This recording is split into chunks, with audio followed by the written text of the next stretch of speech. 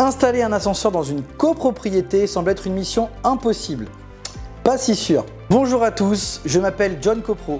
Dans cette vidéo, je vais vous expliquer comment créer un ascenseur en copropriété.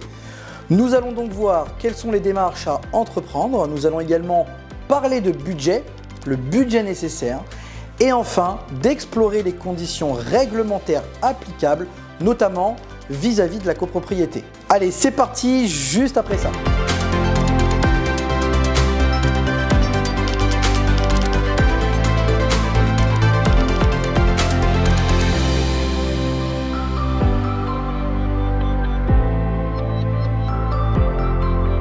Avant d'aller plus loin, n'oubliez pas d'activer la cloche de notification, de mettre un j'aime à cette vidéo et pourquoi pas me laisser un commentaire, ça fait toujours plaisir. Alors au niveau des démarches, dans un premier temps, il est important de bien préparer et de motiver votre projet.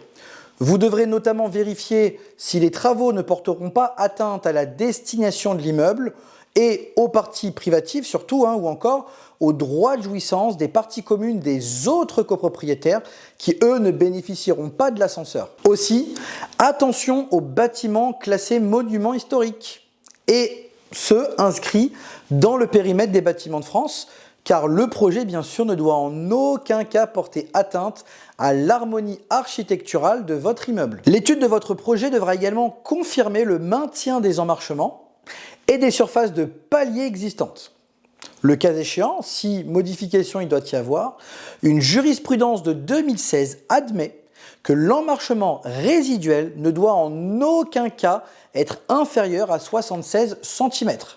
Il s'agit d'un cas jugé à Paris le 23 novembre 2016. Donc voilà pour votre réflexion. Dans un second temps, il vous faudra consulter les copropriétaires et notamment les futurs bénéficiaires de ce service, soit par un sondage interne avec la technologie mise à disposition, ou encore par l'adoption en assemblée générale d'un projet de travaux, en clé escalier si possible, si la clé existe, pour prendre tout simplement la température et ne pas engager des frais inutilement. Si l'intérêt des copropriétaires est réel, il vous faudra lancer une étude, soit en consultant directement un ascensoriste, ce que je déconseille fortement, soit en consultant un architecte, donc DPLG si nécessité de permis de construire ou ayant pour engagement une modification importante, ou alors l'architecte DESA pour une étude de faisabilité consistant en l'implantation architecturale d'un ascenseur, ou enfin par la mission d'un bureau d'études techniques spécialisé.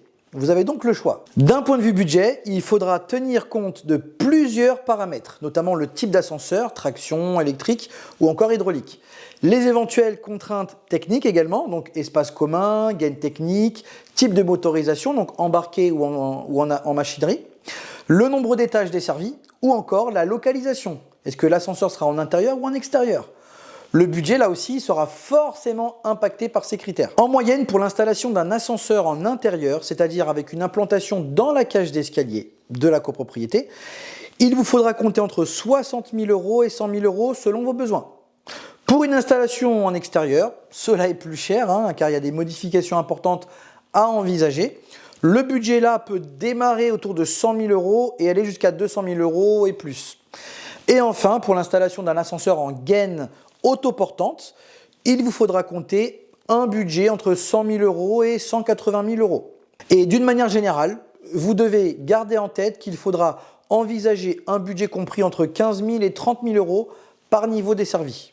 Et bien sûr, ces prix ne sont que des estimations constatées sur des travaux réels réalisés et seul un professionnel ayant réalisé une étude précise pourra vous donner le prix juste adapté à vos besoins et à vos contraintes. Et ce n'est pas tout, car il y a d'autres frais à prendre en compte, tels que le coût de l'étude et appel d'offres pour la réalisation des travaux, les honoraires techniques et administratifs de suivi des travaux, le coût des assurances selon les travaux à réaliser, les frais juridiques de rédaction et de publication du modificatif de votre règlement de copropriété et de l'état descriptif de division, et bien sûr sans oublier les frais d'entretien annuels. Waouh, alors j'ai donné plein de prix, plein d'étapes à réaliser. Alors je vais vous proposer un exemple budgétaire pour que ce soit plus parlant pour vous. Prenons l'exemple de la copropriété Liberté. une copropriété de 5 étages. Quel sera son budget global, tout inclus, pour l'installation d'un ascenseur? Donc voici un tableau récapitulatif. Donc sur la première ligne, vous observez donc le budget d'études par un architecte ou un bureau d'études. Donc il faut compter entre 2 500 € et 8 000 € pour l'étude. Ensuite vient les travaux de création d'un ascenseur desservant 5 niveaux, donc entre 80 000 € et 160 000 €. Ensuite, les honoraires divers de l'architecte et du syndic, donc c'est tout ce qui concerne les honoraires techniques, administratifs et comptables. Donc il faut compter entre 5 000 € et 11 000 €. Ensuite, le budget du géomètre ou notaire pour la rédaction du modificatif au règlement de copropriété et à l'état descriptif de division. Donc pourquoi? En effet, c'est parce qu'en fait, quand vous allez créer votre ascenseur, il y a une nouvelle clé de répartition qui sera applicable, donc une clé ascenseur qui sera affectée à l'exclusivité des copropriétaires bénéficiant de l'ascenseur. Ensuite, un budget juridique pour la publication du modificatif de règlement de copropriété et l'état descriptif de division. Donc là, il faut compter entre 500 € et 1 000 €.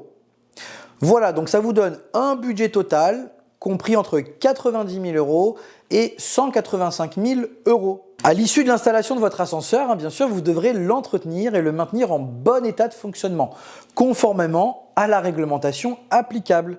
Donc pour la maintenance d'un ascenseur pour 5 niveaux, il faut compter en moyenne entre 2 000 et 5 000 € à l'année.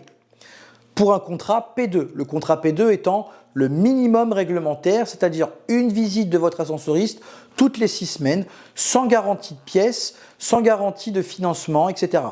D'autres contrats existent qui feront l'objet donc d'une autre vidéo où je parlerai plus en détail des différents types de contrats. Donc petit conseil en bonus, vérifiez toujours auprès de l'ANA si des aides sont disponibles. En effet, certaines copropriétés peuvent bénéficier d'aides pour alléger le coût des travaux, pouvant aller jusqu'à 50% si le projet améliore l'accessibilité. Aussi, au niveau régional et local, certaines municipalités peuvent financer une partie de votre projet. Donc bien vérifier cela. Vous avez aussi le crédit d'impôt accessibilité, notamment disponible pour les personnes âgées ou les personnes en situation de handicap. Et enfin, le fameux prêt collectif qui doit être adopté en assemblée générale, qui vous permettra donc d'étaler le coût des travaux sur plusieurs années. Bien sûr, à un taux attractif et des conditions d'octroi assez light. Donc voilà, la réflexion et le coût sont deux choses. Maintenant, il est important de parler des contraintes légales et administratives pour mener à bout un tel projet. Vous l'avez compris, donc ce projet doit être adopté en assemblée générale. Et plusieurs étapes là aussi sont nécessaires. Alors comment faire? Je vous propose ce pas à pas. Vous devrez à l'occasion d'une première assemblée générale proposer ce projet de travaux aux copropriétaires. Cette résolution n'est pas obligatoire, mais elle permet de prendre la température. Si la décision est plutôt favorable, je vous propose de voter lors de cette même assemblée générale une mission d'architecte et ou bureau d'études techniques pour étudier tout de suite la faisabilité des travaux. Et pour gagner du temps, dans cette même assemblée générale, de faire approuver par les copropriétaires une convention notariale pour la rédaction du projet de modificatif au règlement de copropriété et la création donc de la fameuse clé de répartition ascenseur qui sera intégrée à l'état descriptif de division. Donc une fois l'assemblée générale terminée, l'architecte va faire son étude et une fois l'étude réalisée, le notaire en fonction de la dite étude pourra proposer un projet de modificatif au règlement de copropriété. Et toutes ces missions devront donc être présentées lors d'une seconde assemblée générale qui peut être soit ordinaire l'année suivante ou alors de faire une assemblée générale extraordinaire en cours d'année. À l'occasion de cette deuxième assemblée générale, vous devrez donc prendre la décision sur la création de l'ascenseur et choisir le prestataire en fonction de l'étude, d'approuver juste derrière la mission de l'architecte pour le suivi des travaux, de faire adopter également tous les honoraires administratifs et comptables donc, du syndic, de faire voter, de proposer aux copropriétaires l'emprunt collectif pour étaler la dépense, bien sûr de faire approuver le modificatif au règlement de copropriété et l'état descriptif de division, donc la clé de répartition, la nouvelle qui sera applicable à l'issue de l'assemblée, et d'autoriser le syndic, donc lui donner une délégation pour régulariser les actes par devant notaire. Donc en résumé, pour pouvoir installer un ascenseur en copropriété, il vous faudra bien étudier les besoins de la copropriété, de faire étudier ce projet de travaux par des professionnels, de prévoir un budget important et de bien organiser les différentes étapes juridiques et techniques. N'hésitez pas d'ailleurs à consulter votre syndic ou les associations de consommateurs pour obtenir de précieux conseils sur ce type de projet en fonction de votre situation. Cette vidéo touche à sa fin, j'espère qu'elle vous a plu. N'oubliez pas de vous abonner pour recevoir de nombreux conseils sur la copropriété et sur l'immobilier en général. Et quant à moi, je vous dis à très vite pour une prochaine vidéo.